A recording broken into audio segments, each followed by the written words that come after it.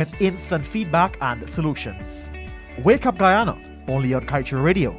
Kaieteur Radio, the radio with a difference. Kaieteur Radio, keeping you informed. Demerara and Essequibo 99.1 FM. Burbies 99.5 FM. Kaieteur Radio.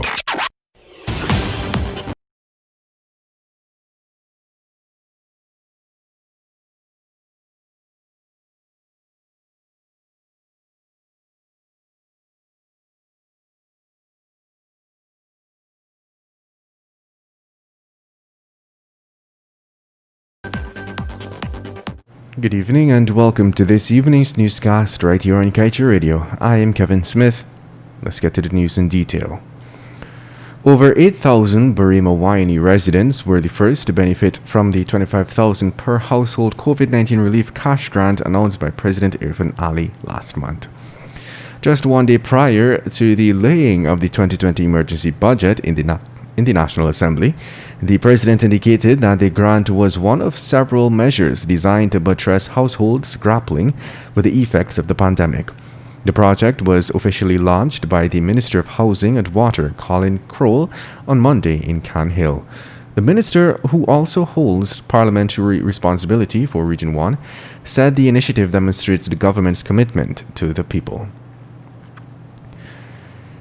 Before any talks of inclusive governance can commence between the governing PPPC and the opposition APNU-AFC, their leader Joseph Harmon may have to publicly rescind his utterances that the government is illegal.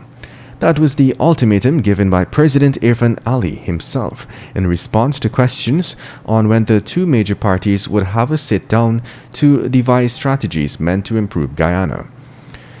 In his interview, President Ali made it clear that he is open to working with every single Guyanese. However, he was quick to point out that there should be mutual respect between both parties.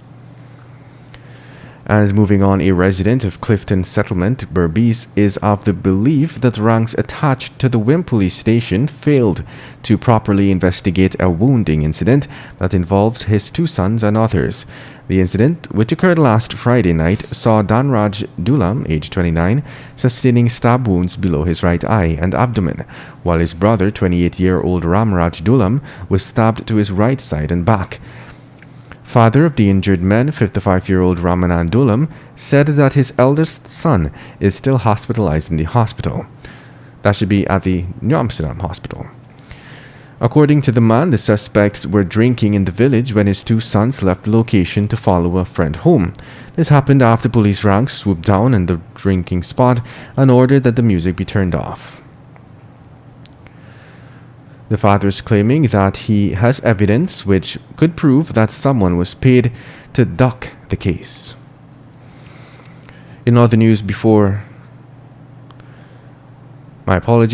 with just a glimpse of the daily news from around the world, persons can easily deduce that the fight against COVID-19 has not been an easy one, especially for healthcare professionals. In fact, it has been more than exhausting for some who are continually strategizing in hopes of coming up with tactical measures that could help to advance the gains made thus far.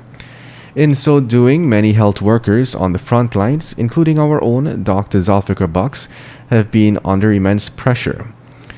The weekly Kaieteur News contributor candidly revealed that this pandemic has taken a toll on most of the medical officers, but no one will understand the impact it's having on health workers unless they are in their shoes. But as if the work itself was not hard enough during the pandemic, Dr. Bucks, an emergency medicine specialist, revealed that what's even worse is the awful treatment that they often receive by those around them. He went on to say that he personally coped more abuse and disregard than any other period in his practice. And moving on, ExxonMobil's Kaieteur development, for which approval seems imminent, will see a commitment of $3.6 billion this year from the oil major. So said Norwegian business intelligence firm Rystad Energy.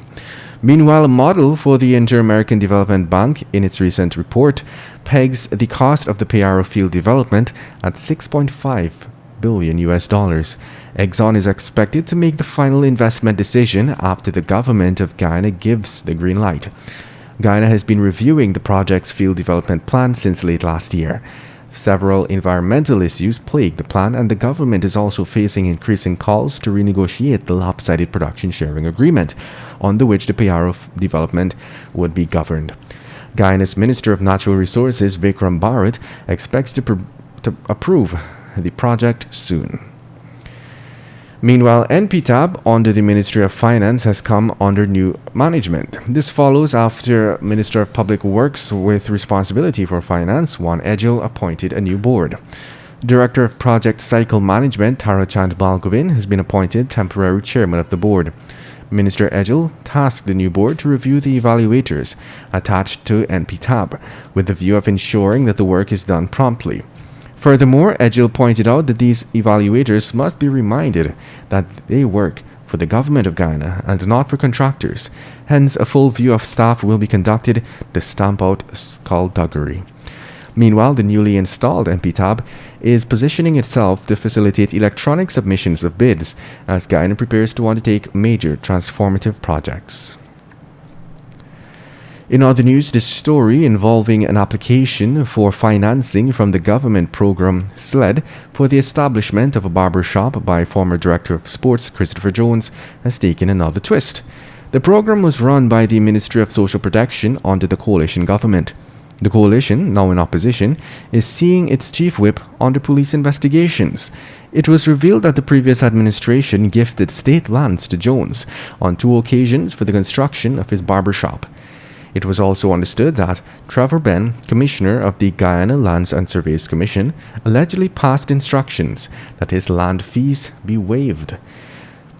Benn has been sent on 42 days leave. And moving on, the United Kingdom investment firm Westmount Energy continues to quietly expand its influence in the Guyana-Suriname basin by buying into various companies which have stakes there. The company just this month announced it purchased 1,550,000 common shares in JHI Associates, one of the early companies that had farmed into the Kanji block and currently under under media scrutiny for the suspicious circumstances under which the block was given away. JHI has a 17.5% carried interest in the 4,800 square kilometer Kanji block and carries immense value for its proximity to Exxon's Stabroek block. The Kanji block is estimated to have 7.1 billion oil equivalent barrels. Westmount anticipates drilling to start in the block later this year at the Bulletwood 1 well by the operator ExxonMobil, which has a 35% stake. And that brings us to the end of this evening's newscast. Stay tuned. Coming up next is the National Outlook with GHK Lal.